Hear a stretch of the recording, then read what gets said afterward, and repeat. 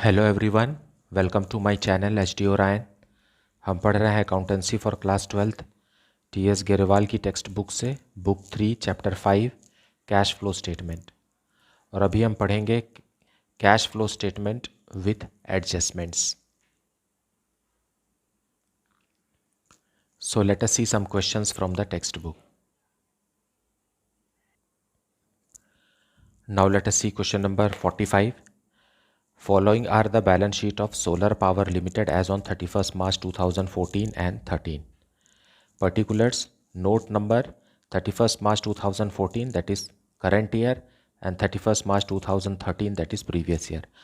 मतलब ये opening balance है और ये क्लोजिंग बैलेंस है। हमेशा हमको ईयर चेक करना चाहिए, कभी कभी ये रिवर्स भी दिया रहता है। नाउ इक्विटी एंड लाइबिलिटीज़ में दिया है share holders fund, share capital 22 lakh से बढ़ करके 24 लाख हो गया। मतलब 2 लाख रुपीज़ जो इंक्रीज़ हुआ वो फाइनेंसिंग एक्टिविटीज़ में आएगा, ऐड होगा। रिजर्व एंड सरप्लस जो है वो प्रॉफिट बताएगा, प्रॉफिट फॉर द ईयर, ये ऑपरेटिंग एक्टिविटीज़ में आएगा और यहीं से कैश फ्लो स्टेटमेंट्स शुरू होगा। लॉन्ग टर्म बोरोइंग्स 3,40,000 से बढ़ करके 4,80,000 हो गया, तो ये भी फाइनेंसिंग एक्टिविटीज़ में शो होगा, बढ़ रहा है मतलब ऐड होगा, कैश इनफ्लो है। करंट लाइबिलिटीज़ में हमारे पास ट्रेड पेबल्स है और शॉर्ट टर्म प्रोविजंस है, ये दोनों के दोनों ऑपरेटिंग एक्टिविटीज़ में ट्रीट किए जाएंगे। यहाँ करंट लाइबिलिटीज़ 4,08,000 से 3,58,000 मतलब डिक्रीज़ हो रहा है, तो ये माइनस होगा। और 1,54,000 से डिक्रीज़ होकर के 1 लाख हो रहा है, ये भी माइनस होगा। अब देखते हैं कि एसेट्स में क्या दिया हुआ। नाउ एसेट्स में, नॉन करंट एसेट्स में फिक्स्ड एसेट्स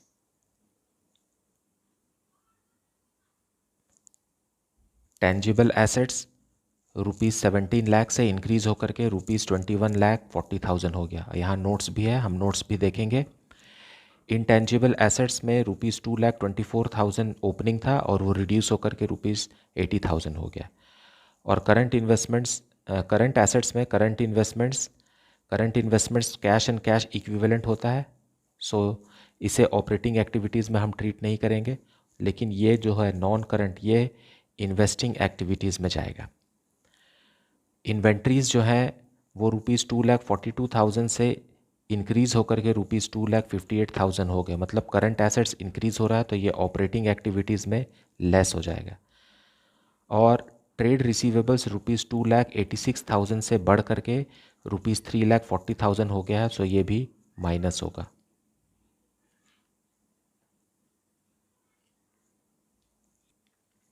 और cash and cash equivalent cash flow statement के सबसे लास्ट में ट्रीट किया जाएगा। Now let us see the notes to account.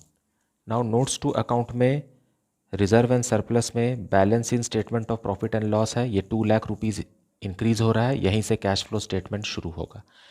Tangible assets में मशीनरी दिया है, पहले 20 लाख का था, अभी 25,40,000 हो गया। और एक्यूमुलेटेड डेप्रिसिएशन अकाउंट अलग से मेंटेन हुआ है, जो कि ओपनिंग बैलेंस 3 लाख है और क्लोजिंग बैलेंस ₹4 लाख है। इंटेंजिबल एसेट्स में गुडविल दिया हुआ है, ₹2,24,000 का था, अब वो 80,000 का हो गया, मतलब डिक्रीज़ हो गया, so it is amortisation of goodwill, amortised है, तो ये ऑपरेटिंग एक्टिविटीज़ में जाएगा। अब यहाँ एडिशनल इन्फॉर्मेशन भी दिया है, इसे देखें। During the year a piece of machinery costing ₹48,000 on which accumulated depreciation was ₹32,000 was sold for ₹12,000। Now हमें यहाँ पर एक मशीन है जिसकी कॉस्ट थी 48,000 और उस पर अब तक डेप्रिसिएशन 32,000 लग चुका है। मतलब इसे हम यहीं पर समझ लेते हैं, उसका बुक वैल्यू हो गया 48,000 माइनस 32,000, ये हो गया book value, that is 16,000। 16,000 book वाली मशीन को 12,000 रुपीज़ में बेच दिया गया, मतलब 12,000 रुपीज़ में बेचा, तो हमको लॉस हो गया।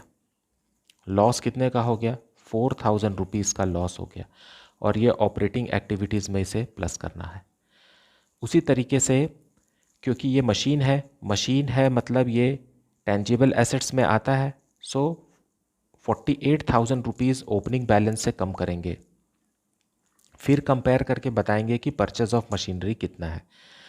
तो देखिए शुरू में तो 20 लाख का था मशीन, उस पे 48,000 लेस हो गया। मतलब ये है कि मतलब ये हो गया 19,52,000 का मशीन बचना चाहिए, क्योंकि ये ओपनिंग बैलेंस है। ओपनिंग बैलेंस में कॉस्ट ऑफ मशीन लेस कर रहे हैं, बुक वैल्यू क्यों लेस नहीं कर रहे हैं? क्योंकि एक्यूमुलेटेड डेप्रिसिएशन अलग से मेंटेन किया गया है, इसलिए कॉस्ट लेस करेंगे तो बचना चाहिए कितना? 19,52,000 बचना चाहिए, लेकिन बचा है 25,40,000। सो 25,40,000 से अगर हम कंपेयर करें तो ये एक जो डिफरेंस अमाउंट है वो परचेज ऑफ मशीन है।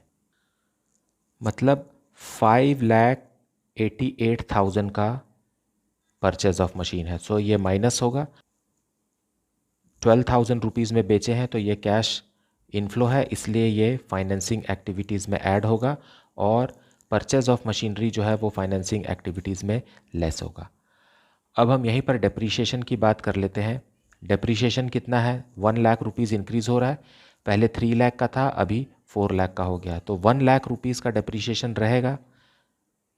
लेकिन जो मशीन बिक गई है उस पर डेप्रीशिएशन 32,000 लग चुका है, मतलब 32,000 को भी हमको डेप्रीशिएशन में ऐड करना है। मतलब 1,32,000 रुपीज़ का डेप्रीशिएशन आएगा और ये ऑपरेटिंग एक्टिविटीज़ में ऐड होगा as a non cash item. So इस तरीके से हमें इस पोर्शन को ऐसे समझना है। इसके लिए हम वर्किंग नोट भी बनाएंगे। मैं तो अभी इसे ऐसा समझा रहा हूँ, लेकिन अभी लेजर बना करके भी हम इसे समझेंगे। लेकिन आप अगर शॉर्टकट में समझना चाहते हैं तो आप इस क्वेश्चन को देख करके ही ऐसे समझ सकते हैं और एग्ज़ाम में टाइम भी बचा पाएँ। सो let us see the solution now. So solution 45 हम पहले वर्किंग नोट से शुरू करेंगे। पहले मशीनरी अकाउंट और एक्यूमुलेटेड डेप्रीशिएशन अकाउंट बना लेते हैं। मशीन क्योंकि एसेट है इसलिए ये डेबिट बैलेंस से शुरू होगा। So 1,413 to balance brought down. To balance brought down में मशीन दिया है ₹20 लाख का।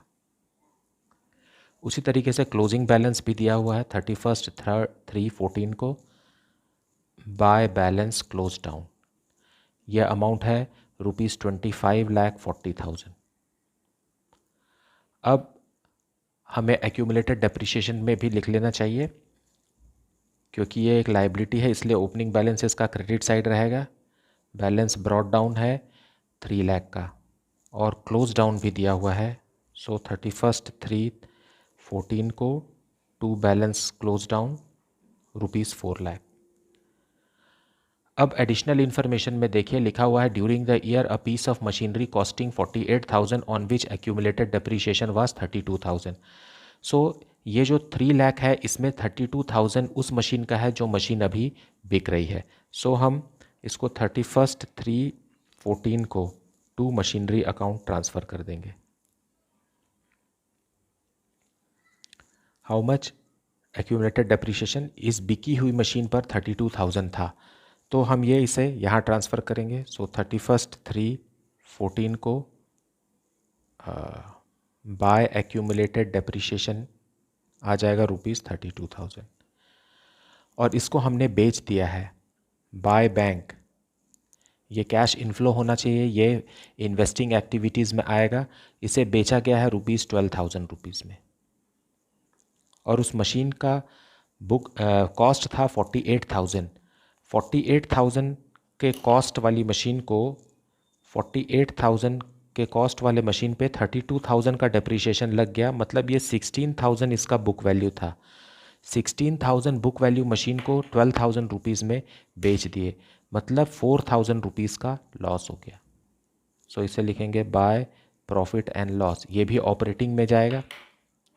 ये जो बैंक लिखे हैं हम, ये इन्वेस्टिंग एक्टिविटीज़ में प्लस होगा और ये जो लॉस है ये ऑपरेटिंग एक्टिविटीज़ में प्लस होगा।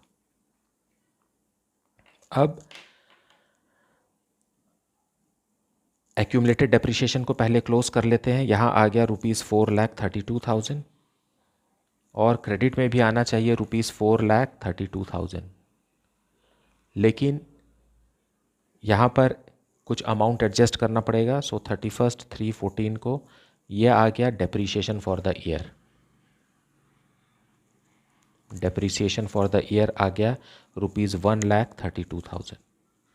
सो यही हमने समझा था कि जो डिफरेंस है ओपनिंग और क्लोजिंग बैलेंस का, जो डिफरेंस है वो 1 लाख का था, और जो मशीन बिक गई उसका डेप्रीशिएशन 32,000 है। ये दोनों को मिला देने से डेप्रीशिएशन फॉर द ईयर हमें पता चल जाता है, और ये भी ऑपरेटिंग एक्टिविटीज़ में नॉन कैश आइटम के नाम से ऐड हो जाता है। अब हम मशीन अकाउंट में आते हैं और पता लगाते हैं कि मशीन परचेस्ड कितनी है। नाउ यहाँ इस साइड का, क्रेडिट साइड का ग्रैंड टोटल है ₹25,88,000। सो डेबिट में भी आना चाहिए 25,88,000। सो यहाँ एक बैलेंसिंग अमाउंट 5,88,000 इंसर्ट करेंगे। सो ये हो गया परचेज ऑफ मशीन, और इसे लिखेंगे टू बैंक, और डेट लिखेंगे 31/3/14।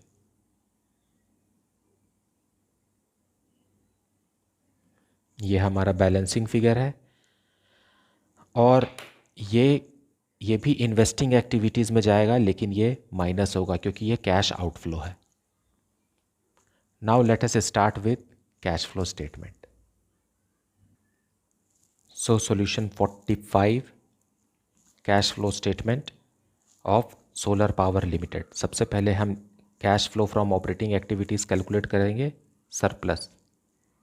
सरप्लस में closing balance 6 lakh minus opening balance 4 lakh, ये हो गया 2 लाख। अब इसमें हम ऐड करेंगे non cash and non operating expenses. इसमें आ गया depreciation on machine,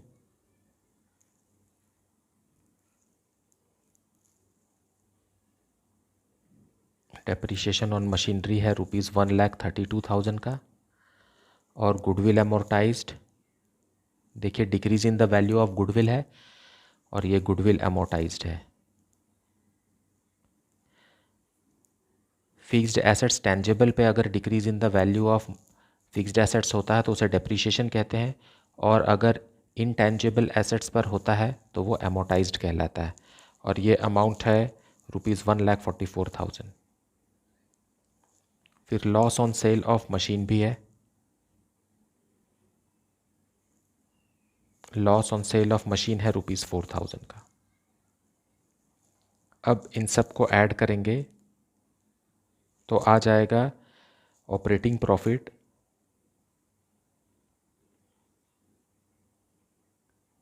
before change in working capital, और ये अमाउंट है ₹4,80,000 का। अब हम करंट एसेट्स और करंट लायबिलिटी मतलब वर्किंग कैपिटल का ट्रीटमेंट करेंगे। So decrease in current assets and increase in current liabilities कुछ भी नहीं है, सो यहाँ नील आ जाएगा। और इंक्रीज इन करंट एसेट्स में है हमारे पास इन्वेंट्रीज है, इन्वेंट्रीज इंक्रीज हो रहा है, इसलिए increase in inventory is outflow of cash. उसी तरीके से ट्रेड रिसीवेबल्स ₹54,000 का है, और डिक्रीज इन करंट लायबिलिटीज भी है हमारे पास। ट्रेड पेएबल्स है ₹50,000 का, डिक्रीज हो गया मतलब कैश आउटफ्लो, पेमेंट हो गया। उसी तरीके से शॉर्ट टर्म प्रोविजंस,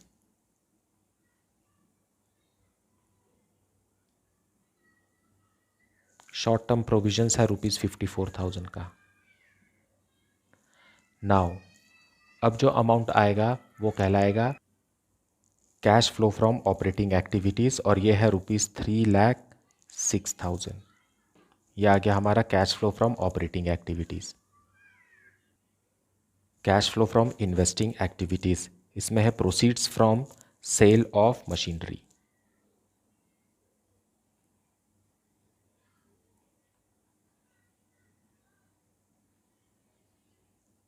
हमने जो मशीन बेचा था उससे 12,000 रुपीज़ मिले, so it is cash inflow, so without bracket. And then purchase of payment for payment for purchase of machinery, ये है ₹5,88,000 का, बस ये दोनों ही है। सो 5,76,000 is cash flow, that is cash outflow from investing activities. अब हम कैलकुलेट करेंगे cash flow from financing activities. इसमें है proceeds from issue of shares.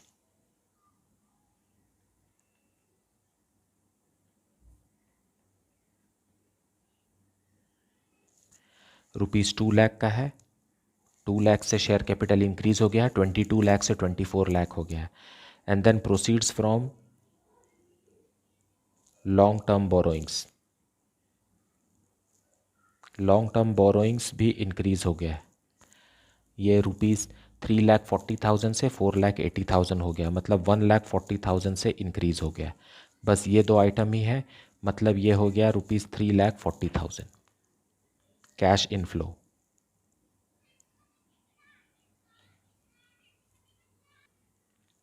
अब ए, बी और सी तीनों को ऐड करेंगे तो आएगा ₹70,000 और ये कहलाएगा net increase in cash and cash equivalents. अब हम इसमें opening cash and cash equivalents जो कंप्राइज करता है करंट इन्वेस्टमेंट और कैश एंड कैश इक्विवेलेंट्स दोनों का। सो करंट इन्वेस्टमेंट्स है ₹3 लाख का, ये ओपनिंग है, और कैश एंड कैश इक्विवेलेंट्स भी हम ओपनिंग लेंगे ₹7,50,000। ये दोनों को ऐड करके इस 70,000 में ऐड करेंगे, ये हो गया 10,50,000।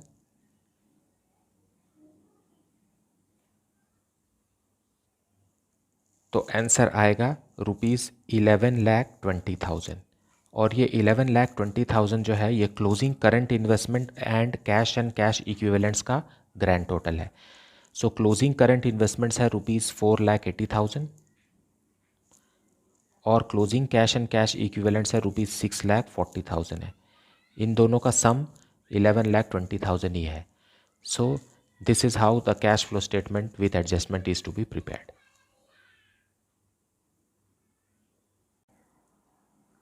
Question number 46. Following is the balance sheet of Mavenka Limited as at 31st March 2017. Particulars, note number 31st March 2017, that is closing date, and 31st March 2016, that is opening date. First है equity and liabilities में shareholders fund, share capital 1 lakh से increase होकर के ₹3 लाख हो गया, ये financing activities में जाएगा। और रिजर्व एंड सरप्लस 1,20,000 से रिड्यूस होकर के 25,000 हो गया, ये ऑपरेटिंग एक्टिविटीज़ में जाएगा और यहीं से कैश फ्लो स्टेटमेंट शुरू होगा। सेकेंड है नॉन करंट लाइबिलिटीज़ में लॉन्ग टर्म बोरोइंग्स ₹60,000 से इंक्रीज होकर के ₹80,000 हो गया है, ये लॉन्ग टर्म बोरोइंग्स में लोन फ्रॉम बैंक है और ये 20,000 इंक्रीज हो रहा है, ये हम वर्किंग नोट में देखेंगे और उसके हिसाब से इस पर इंटरेस्ट भी देना है हमें, और वैसे तो ये फाइनेंसिंग एक्टिविटीज़ में आता है। अब करंट लाइबिलिटीज़ में ट्रेड पेएबल्स ₹20,000 से रिड्यूस होकर के 6,000 हो गया, तो ये ऑपरेटिंग एक्टिविटीज़ में जाएगा और ये रिड्यूस हो जाएगा। और दूसरा है शॉर्ट टर्म प्रोविजंस, इसमें प्रोविज़न फॉर टैक्स दिया हुआ है तो हमें टैक्स ऑपरेटिंग एक्टिविटीज़ में लेना होगा। अब हम एसेट्स देख लेते हैं। एसेट्स में फर्स्ट है नॉन करंट एसेट्स में फिक्स्ड एसेट्स ₹1,92,000 से इंक्रीज होकर के ₹3,36,000 हो गया, और इसका नोट भी है, तो हम इसे नोट में देख करके पता लगाएंगे कि ये इन्वेस्टिंग एक्टिविटीज़ में कितना कितना अमाउंट आएगा, और डेप्रीशिएशन भी हमें ट्रीट लेना पड़ेगा, और जो कि ऑपरेटिंग एक्टिविटीज़ में ऐड बैक होगा as a non operating expenses. फिर है करंट एसेट्स, करंट एसेट्स में इन्वेंट्रीज ₹60,000 से बढ़ करके 67,000 हो रहा है, मतलब लेस होगा ये ऑपरेटिंग एक्टिविटीज़ में। और ट्रेड रिसीवेबल्स रिड्यूस हो रहा है तो ये ऐड होगा ऑपरेटिंग एक्टिविटीज़ में। फिर cash and cash equivalents, cash flow statement के लास्ट में इसका ट्रीटमेंट होता है तो इसे अभी नहीं लेंगे। और अदर करंट एसेट्स भी रिड्यूस हो रहा है तो इसे भी हम ऑपरेटिंग एक्टिविटीज़ में ऐड करेंगे। Now let us see extra information और first notes to account. Now notes to account में फर्स्ट है रिजर्व एंड सरप्लस। सरप्लस पहले ओपनिंग में 1,20,000 था और क्लोजिंग में ₹25,000 है, तो देयर इज़ अ लॉस और यहीं से कैश फ्लो स्टेटमेंट शुरू होगा। लॉन्ग टर्म बोरोइंग्स में 10% लॉन्ग टर्म लोन है जो कि इंक्रीज़ हो रहा है 20,000 से। और नीचे एडजस्टमेंट्स भी देख लेते हैं। एडजस्टमेंट्स में लिखा हुआ है लोन वाज टेकन ऑन 1 जुलाई 2016। सो ये जो इंक्रीज़ हो रहा है ₹20,000 का, ये 1 जुलाई 2016 को इंक्रीज़ हो रहा है। और ये जो है ये एडजस्टमेंट है, 10% इंटरेस्ट देना है। तो ओपनिंग बैलेंस पे साल भर का देंगे इंटरेस्ट, और जो इंक्रीज़ हो रहा है 20,000 उस पर सिर्फ 9 मंथ्स का देंगे, क्योंकि additional loan was taken on 1 जुलाई 2016। 1 जुलाई से 31 मार्च 2017 9 मंथ्स होता है, इसलिए जो इंक्रीज़ हो रहा है 20,000 उस पर 9 मंथ्स का ही हमें इंटरेस्ट देना है। थर्ड नोट्स टू अकाउंट है शॉर्ट टर्म प्रोविजंस, उसमें है प्रोविजन फॉर टैक्स, ओपनिंग है और ये क्लोजिंग है, लेकिन एडजस्टमेंट्स में यहाँ 53,000 rupees tax was paid during the year. तो इससे हमें प्रोविजन फॉर टैक्स अकाउंट बनाएंगे और उसमें जो इन्फॉर्मेशन आएगा उसे हम ऑपरेटिंग एक्टिविटीज़ में एडजस्ट करेंगे। सो ये ऑपरेटिंग एक्टिविटीज़ में आएगा और ये लॉन्ग टर्म लोन या फाइनेंसिंग एक्टिविटीज़ में आएगा।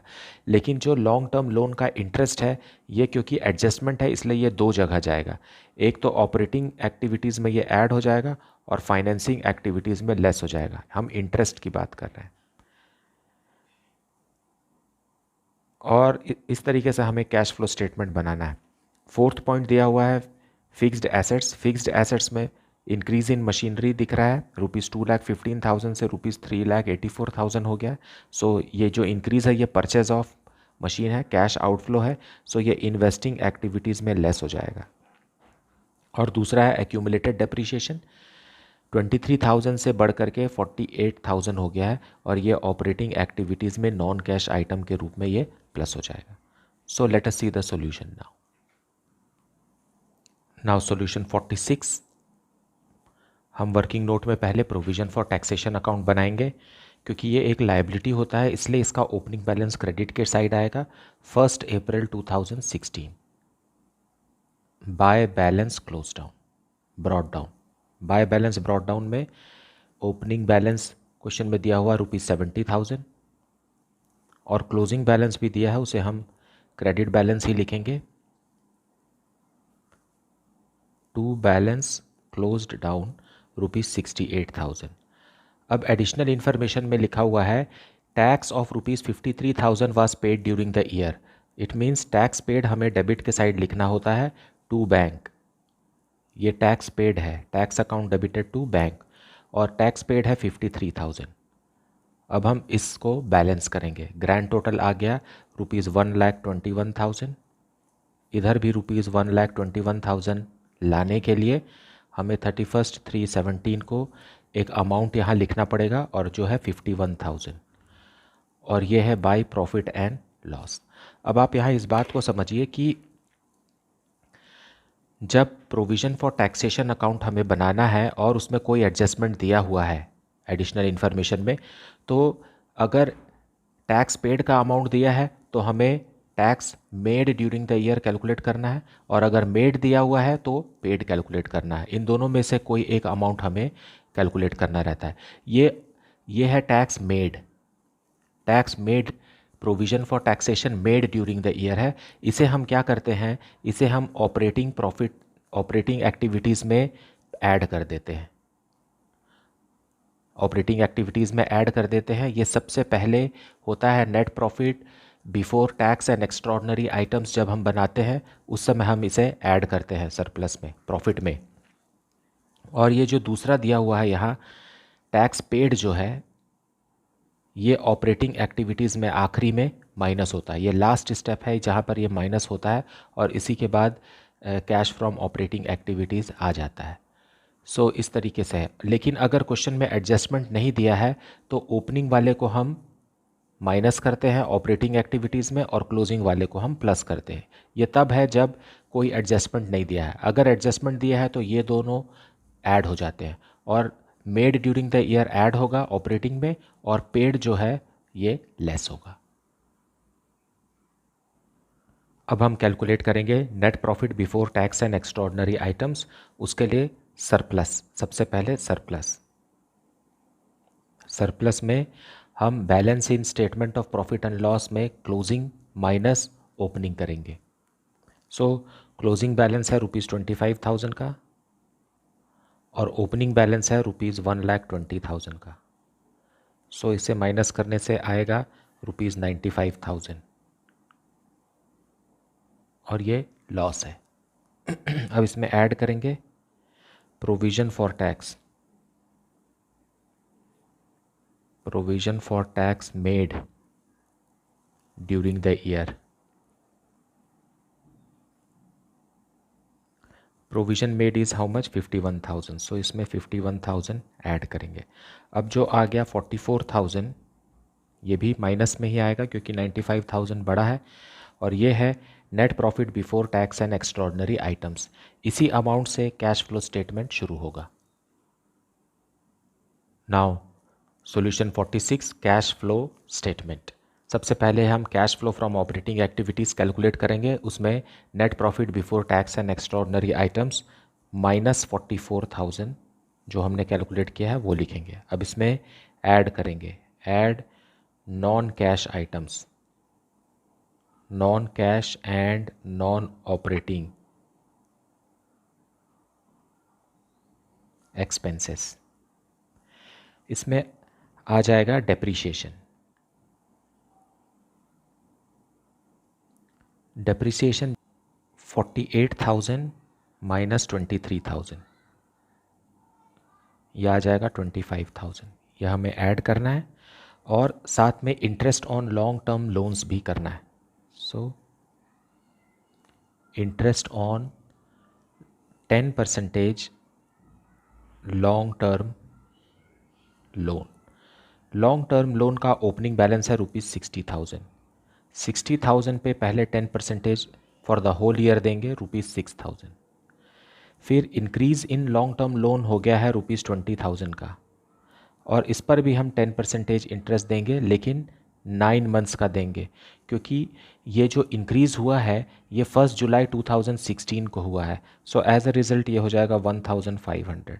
दोनों को ऐड करके interest on long term loans ₹7,500 ये हम ऐड बैक कर रहे हैं क्योंकि ये एक फाइनेंसिंग एक्टिविटीज़ का आइटम है, इसलिए यहाँ से इसे हटा रहे हैं और फाइनेंसिंग एक्टिविटीज़ में हम इसे आउटफ्लो ऑफ कैश के रूप में शो करेंगे। अब इतना ही हो गया। अब इसे हम ऐड करेंगे तो आएगा 11,500 माइनस जो कि ऑपरेटिंग प्रॉफिट है, operating profit before working capital changes. अब हम वर्किंग कैपिटल का ट्रीटमेंट करेंगे। सो ऐड करेंगे decrease in current assets and increase in current liabilities और लेस करेंगे increase in current assets and decrease in current liabilities. अब question में सबसे पहले हम ट्रेड पेबल्स को देख लेते हैं। ट्रेड पेबल्स डिक्रीज हो रहे हैं, सो ट्रेड पेबल्स यहाँ आ जाएगा लेस में।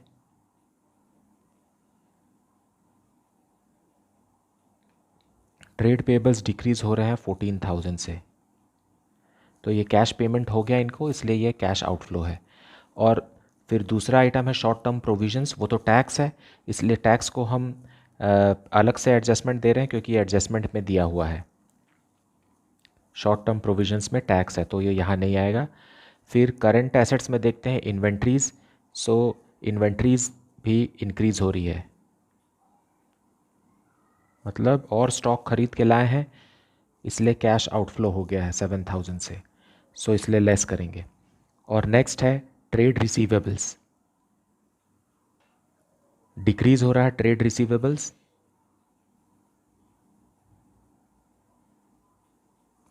ट्रेड रिसीवेबल्स ₹14,000 से डिक्रीज हो रहा है, इसका मतलब ये कैश इनफ्लो है।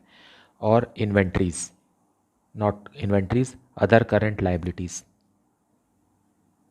Other current assets, other current assets भी डिक्रीज हो रहा है 4,000 से 0 हो गया है। नाउ अब इन सब को हम ऐड और सब्ट्रैक्ट करेंगे तो अमाउंट आ जाएगा -14,500 और ये होगा cash generated from operating activities.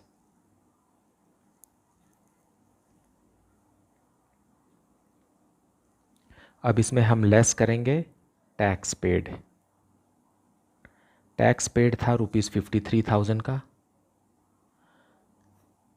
अब जो अमाउंट आएगा वो है -67,500 और यही अमाउंट है कैश फ्रॉम ऑपरेटिंग एक्टिविटीज़ का। अब हम कैश फ्रॉम ऑपरेटिंग एक्टिविटीज़ के बाद अब कैलकुलेट करेंगे cash flow from investing activities. Cash flow from investing activities में हम मशीन को देखेंगे। मशीन बॉट में क्लोजिंग बैलेंस है ₹3,84,000 का और ओपनिंग बैलेंस है ₹2,15,000 का और कोई एक्स्ट्रा इन्फॉर्मेशन नहीं है। मतलब इन दोनों का जो डिफरेंस है वो परचेज़ है और ये अमाउंट सीधा हम बाहर लिख देते हैं क्योंकि एक ही आइटम है। ये 1,69,000। This is cash outflow from investing activities. अब कैलकुलेट करेंगे cash flow from financing activities. इसमें है proceeds from issue of share capital.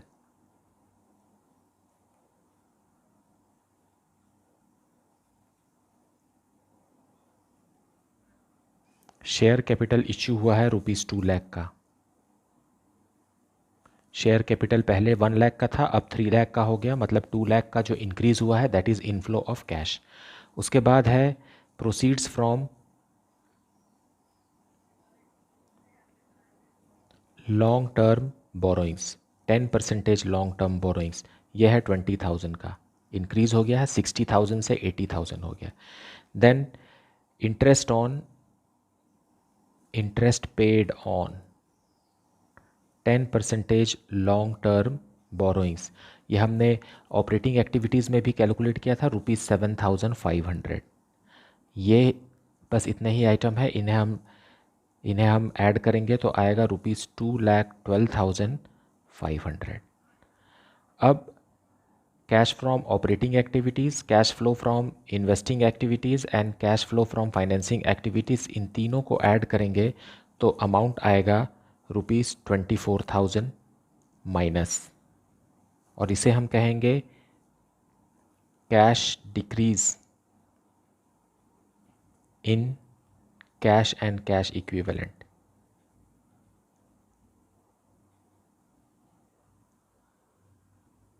अब इसमें ऐड करेंगे add opening cash and cash equivalents.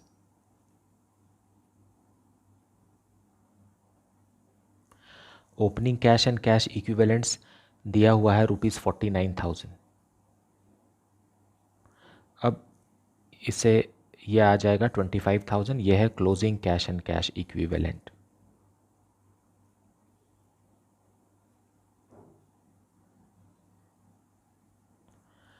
So this is the solution.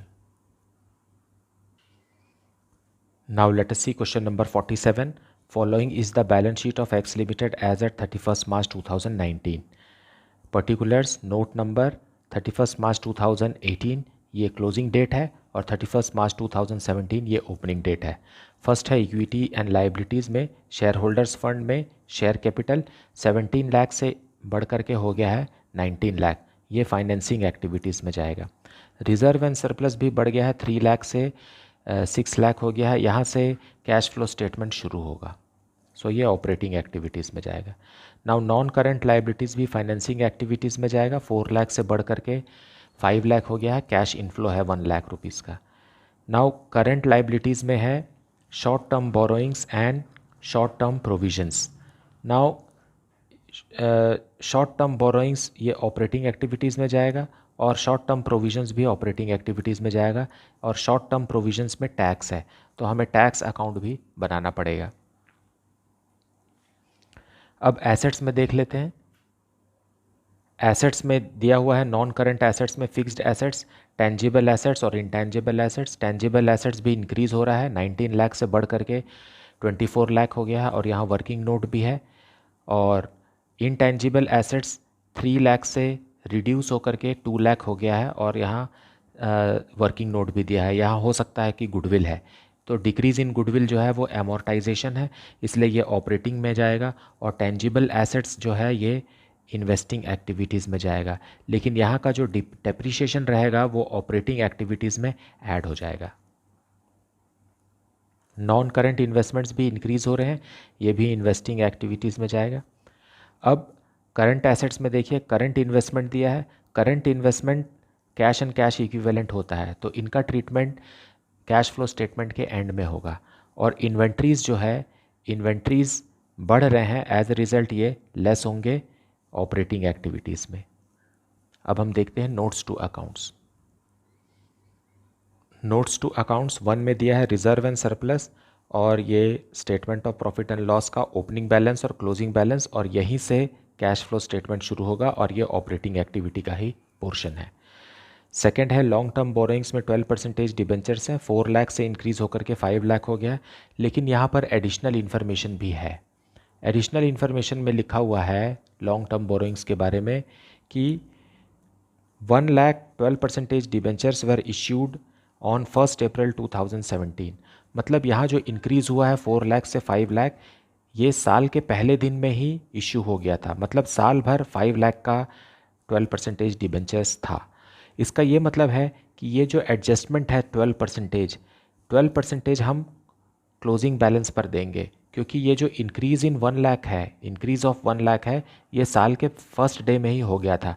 मतलब साल के पहले दिन से ही 5 लाख के डिबेंचर्स थे, तो पूरे 5 लाख पर हमें इंटरेस्ट कैलकुलेट करना होगा। सो जो इंटरेस्ट रहेगा, क्योंकि ये एडजस्टमेंट है, इसलिए ये ऑपरेटिंग एक्टिविटीज़ में प्लस होगा और फाइनेंसिंग एक्टिविटीज़ में माइनस होगा। और जो इंक्रीज़ इन डिबेंचर्स है, ये फाइनेंसिंग एक्टिविटीज़ में प्लस होगा। इंटरेस्ट जो है वो अलग बात है, और इंक्रीज़ इन 12% डिबेंचर्स अलग बात है, क्योंकि ये बैलेंस शीट का ही एक हिस्सा है, ये एडजस्टमेंट में नहीं दिया हुआ है, इसलिए ये एक बार यूज़ होगा। लेकिन जो एडजस्टमेंट होता है, जैसे ये 12% यहाँ दिया है, ये एडजस्टमेंट है, इसलिए ये 2 जगह यूज़ होगा। देन शॉर्ट टर्म बोरोइंग्स में बैंक ओवरड्राफ्ट है। शॉर्ट टर्म बोरोइंग्स एक करंट लाइबिलिटीज़ होता है। Short term borrowings bank overdraft दिया हुआ है, करंट लाइबिलिटीज़ होने के बावजूद भी ये फाइनेंसिंग एक्टिविटीज़ में शो होगा। इसे करंट लाइबिलिटीज़ अब नहीं समझेंगे, और ये डिक्रीज़ हो रहा है, तो ये हम कैश आउटफ्लो दिखाएंगे, लेकिन फाइनेंसिंग एक्टिविटीज़ में दिखाएंगे। देन प्रोविज़न फॉर टैक्स है शॉर्ट टर्म प्रोविजंस में, तो ये प्रोविज़न अकाउंट बनाएंगे हम। फिर टेंजिबल एसेट्स में मशीनरी है और एक्यूमुलेटेड डेप्रीशिएशन है। मशीनरी और एक्यूमुलेटेड डेप्रीशिएशन में हमारे पास यहाँ पर एडिशनल इन्फॉर्मेशन भी है।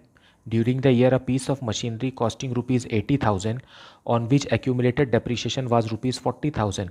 नाउ इसका बुक वैल्यू हो गया, कितना हो जाएगा बुक वैल्यू? 80,000 की मशीन थी, उसमें 40,000 एक्यूमुलेटेड डेप्रीशिएशन है, तो इसका बुक वैल्यू हो गया 40,000। और was sold at a gain of 10,000, मतलब 40,000 की मशीन को 10,000 प्रॉफिट में बेच दिए। मतलब इसे कितने में बेच दिए? 50,000 रुपीज़ में बेच दिए। 50,000 रुपीज़ में बेच दिए, तो एज ए रिज़ल्ट 10,000 का जो गेन है, 10,000 ये ऑपरेटिंग एक्टिविटीज़ में प्लस होगा, और 50,000 जो है ये इन्वेस्टिंग एक्टिविटीज़ में प्लस होगा। लेकिन यहाँ मशीन में देखेंगे 20 लाख का दिया हुआ है मशीन, उसमें 80,000 की मशीन बिक गई, मतलब बचना चाहिए कितना? 19 लाख 20,000 बचना चाहिए। सो 26 लाख में से 19 लाख 20,000 अगर हम लेस करते हैं तो आ गया 6 लाख 80,000। 6 लाख 80,000 का परचेज ऑफ मशीन है। और रहा बात एक्यूमुलेटेड डेप्रीशिएशन का, so there is an increase in the value of depreciation by ₹1 lakh, so 1 lakh तो रहेगा ही, प्लस जो मशीन बिक गई उस पर एक्यूमुलेटेड डेप्रीशिएशन था 40,000, इसे भी हम ऐड कर देंगे। So total depreciation for the year आ जाएगा ₹1,40,000 का। अब इंटेंजिबल एसेट्स में दिया हुआ है goodwill, decrease in the value of goodwill, तो ये अमोर्टाइज्ड है। अमोर्टाइज्ड है मतलब ये ऑपरेटिंग एक्टिविटीज़ में ऐड हो जाएगा। Now let us see the solution and prepare cash flow statement. Now solution 47, सबसे पहले हम वर्किंग नोट बना लेते हैं। मशीनरी अकाउंट और एक्यूमुलेटेड डेप्रिसिएशन। मशीनरी अकाउंट एक एसेट है, इसलिए ये डेबिट बैलेंस शो करेगा on 1/4/17। To balance brought down ₹20 lakh. उसी तरीके से क्लोजिंग बैलेंस भी लिख लेते हैं, by balance close down ₹26 lakh. और प्रोविजन फॉर डेप्रिसिएशन एक लायबिलिटी है, इसलिए इसका ओपनिंग बैलेंस क्रेडिट साइड आएगा, by balance brought down ₹1 lakh का है। और क्लोजिंग बैलेंस भी दिया हुआ है 31/3/17 को 18 को, टू बैलेंस क्लोज्ड डाउन ये दिया है ₹2 लाख का। अब एडिशनल इन्फॉर्मेशन में लिखा है कि एक मशीन जिसकी कीमत कॉस्ट प्राइस जिसका 80,000 था और एक्यूमुलेटेड डेप्रिसिएशन 40,000 था, उसे बेच दिया गया है। सो हम इसमें से 40,000 रुपीज़ जो उस बिकी हुई मशीन का एक्यूमुलेटेड डेप्रिसिएशन है वो हम ट्रांसफ़र कर देंगे मशीन अकाउंट में। सो 31/3/18 को इधर आ जाएगा बाय एक्यूमुलेटेड डेप्रिसिएशन 40,000। 80,000 की मशीन थी, उसमें 40,000 डेप्रिसिएशन लग गया, तो उसकी बुक वैल्यू रिमेनिंग 40,000 थी, उसे 10,000 प्रॉफिट में बेच दिया गया। मतलब टू प्रॉफिट एंड लॉस, ये गेन है 10,000 का। मतलब उसे बाय बैंक में 40,000 की थी और 10,000 गेन, मतलब इसे 50,000 रुपीज़ में बेच दिया गया।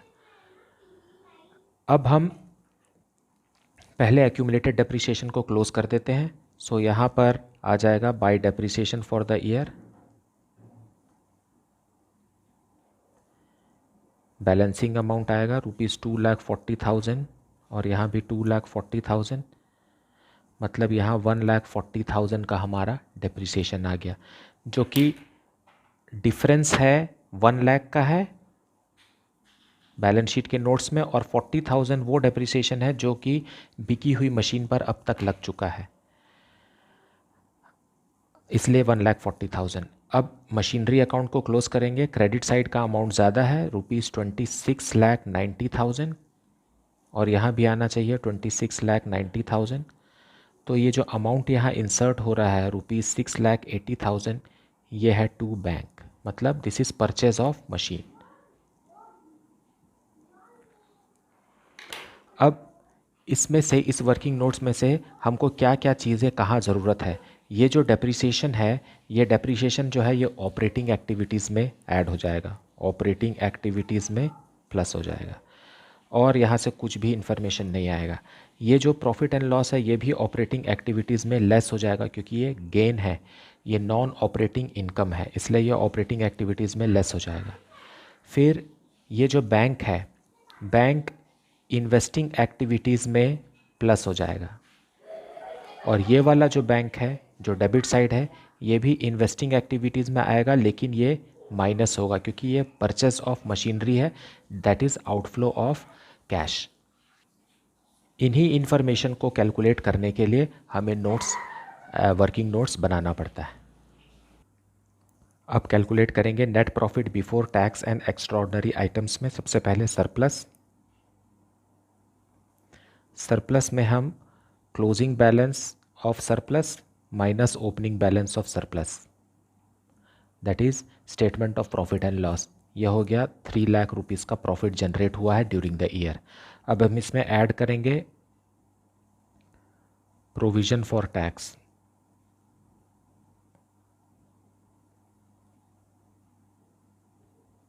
Tax made during the year. Made during the year मतलब क्लोजिंग वाला लिखना है, क्योंकि हमारे पास ओपनिंग और क्लोजिंग बस दो ही इन्फॉर्मेशन है, और हमें क्लोजिंग वाला प्रोविज़न फॉर टैक्स लिखना है जो कि 2 लाख रुपीज़ का है। इन दोनों को ऐड करेंगे आएगा 5 लाख, और यही हमारा net profit before tax and extraordinary items, और इसी अमाउंट से कैश फ्लो स्टेटमेंट शुरू होगा। सो cash flow from operating activities में सबसे पहले net profit before tax and extraordinary items में ऐड करेंगे non cash and non operating expenses में डेप्रीसिएशन हमने कैलकुलेट किया है ₹1,40,000 का। फिर interest on 12% debentures. Interest on 12% debentures जो है वो 5 लाख के हैं। 5 लाख पे 12% कैलकुलेट करना है, ये आ गया 60,000। फिर है goodwill एमोटाइज्ड।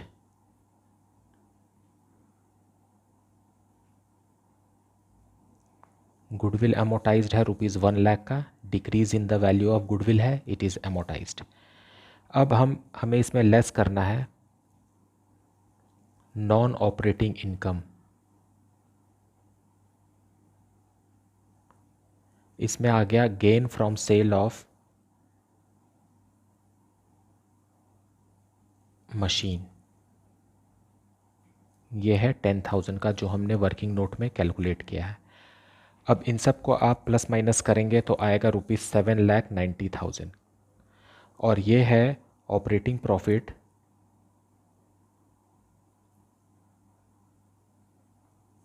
Before working capital changes.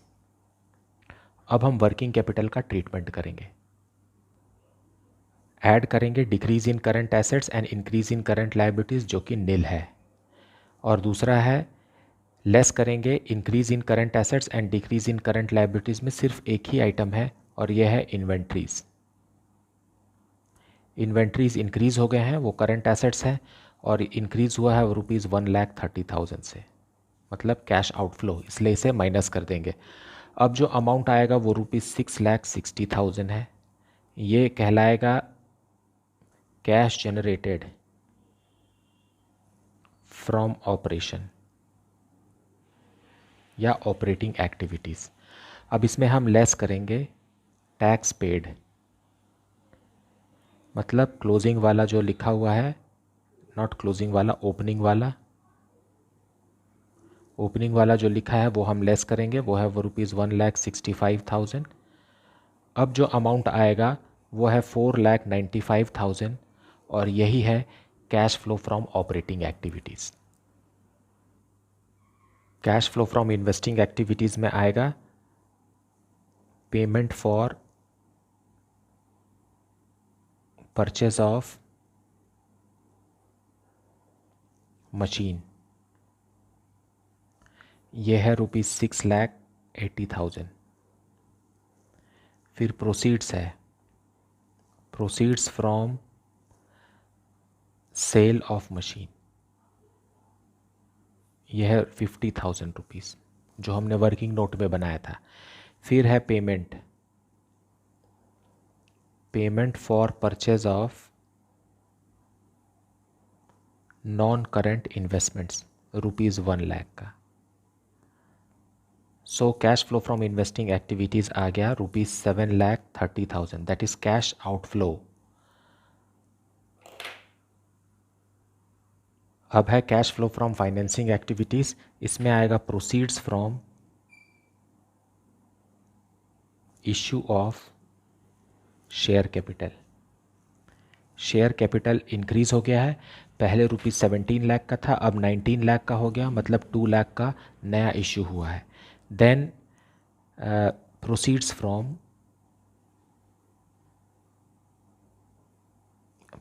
From long term borrowings, that is 12% debentures।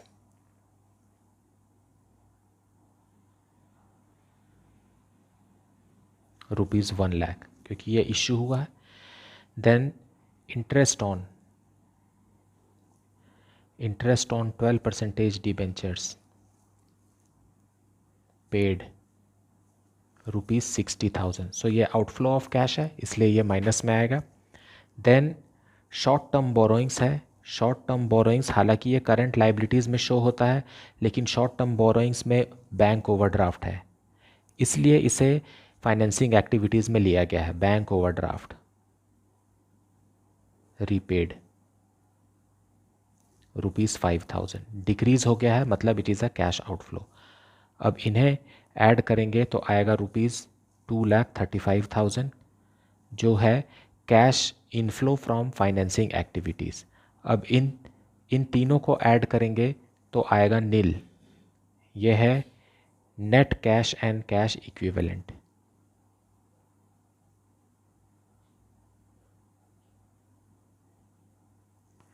इसमें हम ऐड करेंगे opening cash and cash equivalent.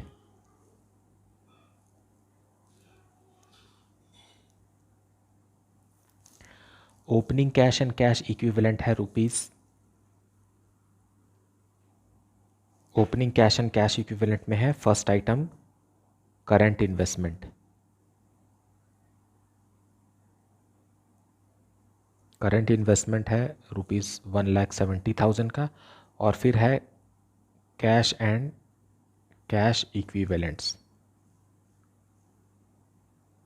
Opening, वो हो गया 40,000, जिसे हम ग्रैंड टोटल करके लिखेंगे ₹2,10,000। तो आ जाएगा